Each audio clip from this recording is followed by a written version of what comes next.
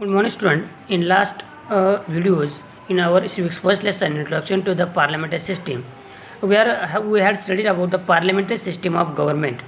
So, in the parliamentary system of the government, the prime minister and the council of ministers chosen by the prime ministers, term of the executive in the parliamentary system of government. So, in this system, the parliament and the council of ministers are responsible for the government. There are two parts of the government, executive and the executive, and the next one is legislature. Now, so as per the executive, they have to implement the laws, and as per they are the member of legislature, they have to fulfill the responsibility of the legislature. Now today we are going to study about the presidential system. Before that, we want to study about why did the India adopt the parliamentary system of government. India is the large country, so why the India adopted a parliamentary system? So India adopted the parliamentary system of government for several reasons. The development of the parliamentary institution started during the British rule.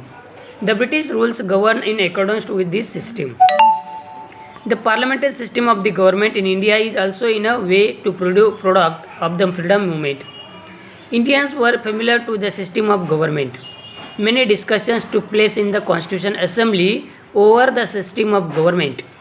The framers of the Constitution made few changes in the parliamentary system to suit the Indian situation. Now, discussion and deliberation are in the integral part of the parliamentary form of government. Questions related to the public welfare are discussed in the legislature. Members from the opposition party also take part in the discussion.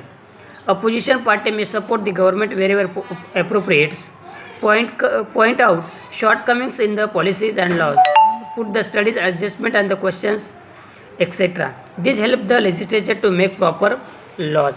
That's why India had adopted the parliamentary system of government. Now, the presidential system of government. Presidential system of government can be said to be the another important system of government.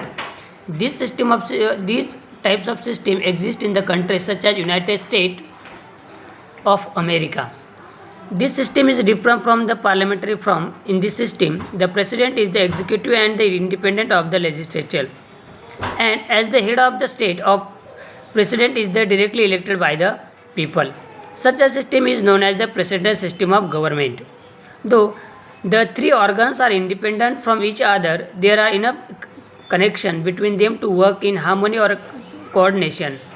The United States of America has adopted the presidential system of government. What is the feature of this system? Now, in a presidential form of government, the legislature and the executive are not directly dependent on each other. The houses of the legislature and the president are directly elected by the people. The president is the executive head and holds a lot of power, including power of implementing the laws.